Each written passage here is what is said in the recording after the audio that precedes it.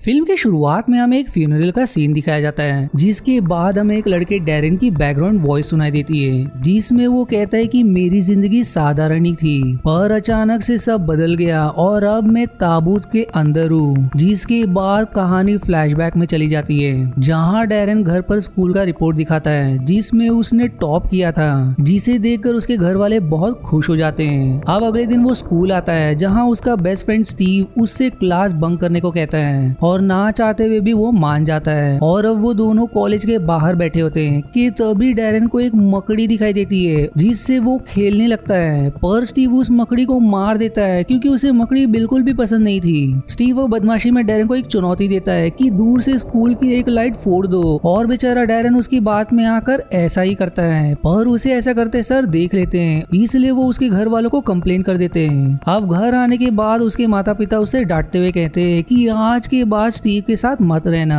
अब अगले दिन डैरेन स्टीव को बताता है कि मेरे माता पिता ने तुम्हारे साथ रहने से मना कर दिया है, इसलिए अब हम उनसे छुप कर मिलेंगे।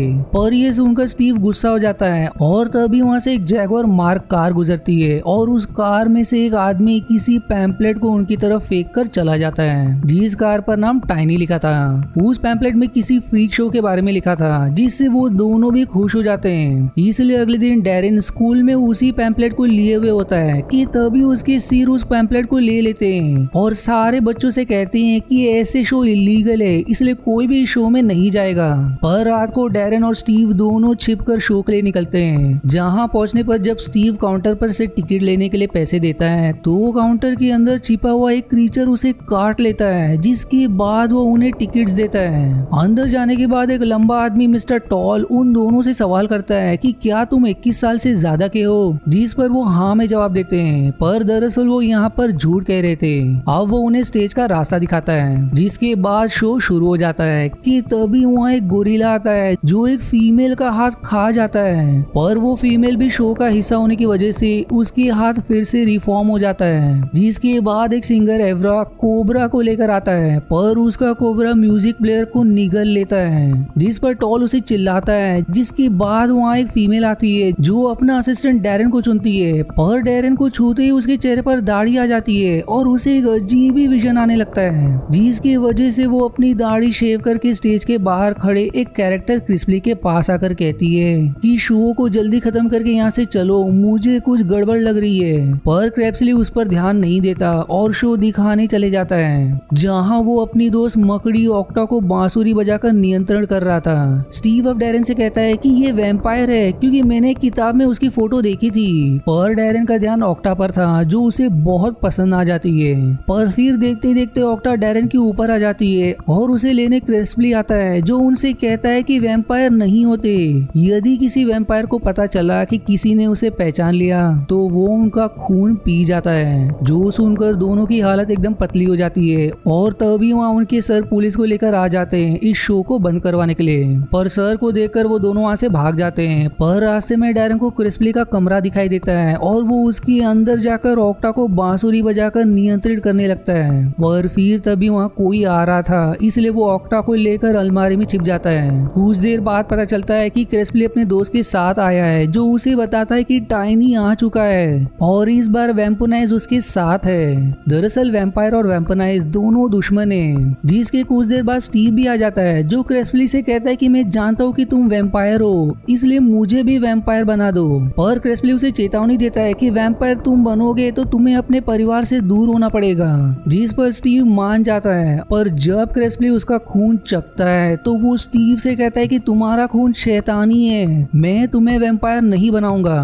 पर इस गुस्से में स्टीव उसे धमकाता है कि मैं एक दिन तुम्हें खत्म कर दूंगा, जिस पर क्रिस्पली गुस्सा हो जाता है, लेकिन उसका दोस्त उसे शांत करके स्टीव को भगा देता है। पर जब क्रिस्पली ऑक्टा को देखता है तो वो वहाँ नहीं होती और डैरेन जिस अलमारी में था उसके पीछे भी दरवाजा था, इसलिए वो उसी रास्ते से बाहर आ जाता है और वहाँ उसे टाइनी दिखाई देता है, जो उसे अपने कार में बैठाकर पूछता है कि क्या तुम स्टीव हो, जिस पर डैरेन कहता है कि मैं स्टीव नहीं हूँ। और अब टाइनी उसका एक बाल निकालकर कहता है कि कुछ टेस्ट के बाद तुम्हें अपनी डेस्टिनी का पता चलेगा, और फिर वो उसे उसके घर छोड़ देता है। अब अगले दिन डैरेन स्कूल के लॉकर में ऑक्टा को रख रहा होता है कि तभी वहाँ स्टीव आकर उसे देख लेता है और अब ऑक्टा को देखने लगता है, पर वो नीचे गिरकर पिंजरे से आजाद हो जाती है। अब ऑक्टा को देखकर सारे स्टूडेंट्स में एकदम से हड़कंप मच जाता है और जब स्टीव उसे पकड़ने की कोशिश करता है तो वो उसके ऊपर चढ़कर उसके गाल पर काट लेती है और मौका देखकर वहाँ से भाग जाती है। वहीं यहाँ स्टीव बेहोश हो जाता है। डैरेन अब वहाँ से क्रेस्पली के पास आकर जहर का एंटीडोट मांगता है जो स्टीव के शरीर में फैल गया था, जिस पर क्रेस्पली सवाल करता है कि मुझे बताओ कि क्या टाइनी ने तुम्हारे साथ कुछ किया,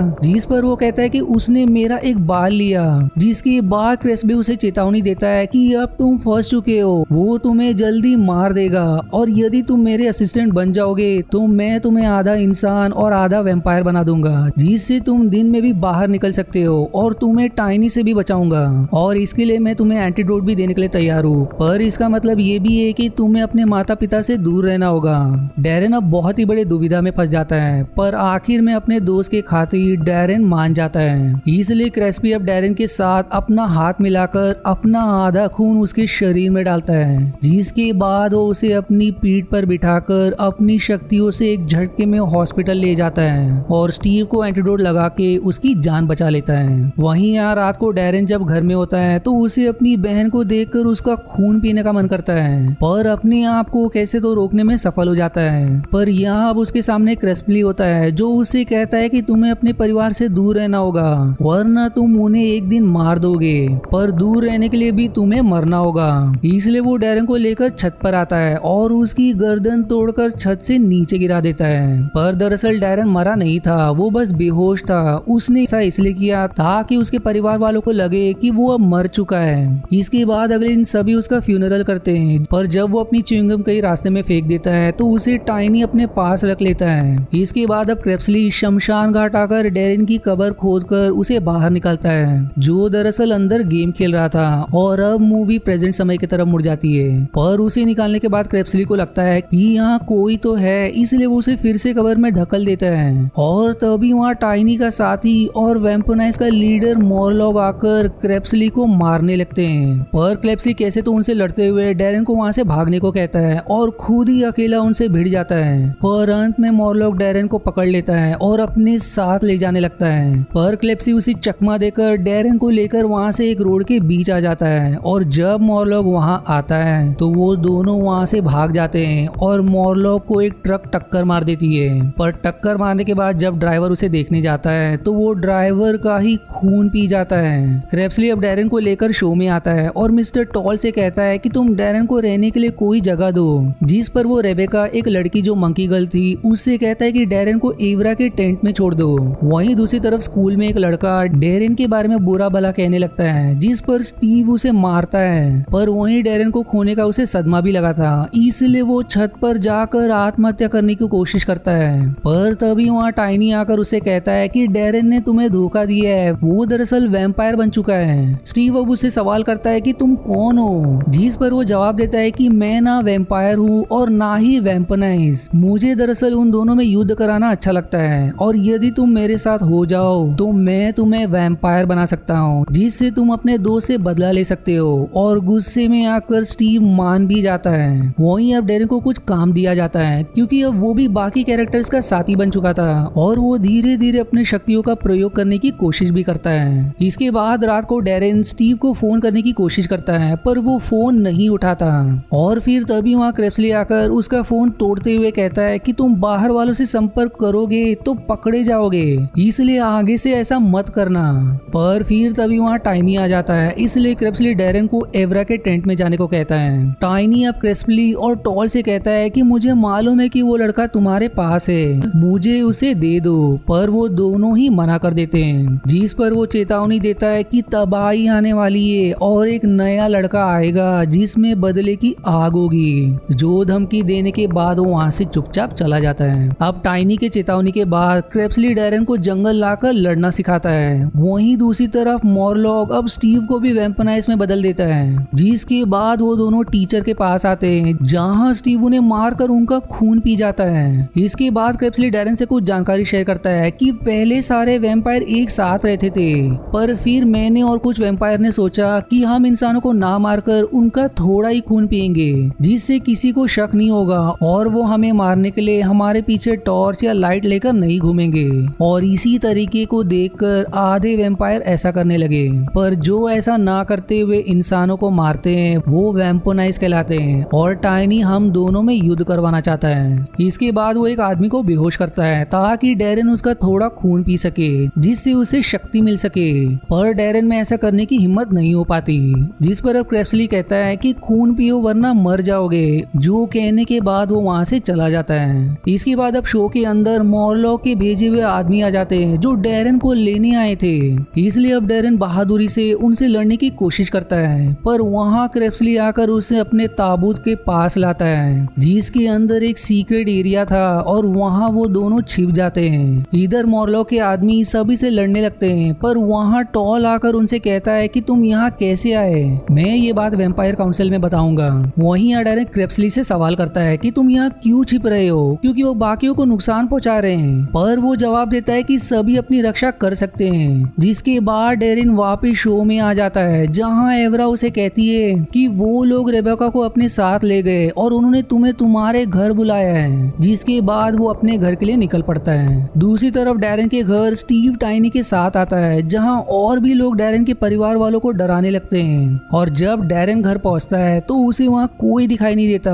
फिर तभी वहाँ उसे एक पैम्पलेट मिलता है जिसमें टाइनी ने उसे थिएटर में आने को कहा होता है। डैरेन अब ओक्टा को क्रेस्पली के लिए एक मैसेज देता है कि उसे बोल देना कि मैं उन्हें बचाने जा रहा हूँ, इसलिए ओक्टा वो संदेश क्रेप्सली को दे देती है। जिसके बाद वो अपना एक खंजर निकालते हुए कहता है कि अब समय आ चुका है। वहीं इधर डैरेन थिएटर पहुंच जाता है जहां उसे मॉरलॉक दिखाई देता है जिसने रेबेका और उसके परिवार वालों को रस्सी से बांधकर लटकाया था, और फिर तभी वहाँ स्टीव भी आ जाता है जो डैरेन पर इल्जाम लगाता है कि तुमने मुझे धोखा दिया, और वहीं वैम्पोनाइज कभी धोखा नहीं देते, इसलिए अब मैं उनके साथ हूँ। वो अब डैरेन से एक सौदा करने की कोशिश करता है कि तुम अपने ही परिवार को मारकर उनका खून पियो, जिसके बदले मैं रेबेका को छोड़ दूंगा, या फिर तुम रेबेका को मार दो जिसके बदले मैं तुम्हारे परिवार को छोड़ दूंगा।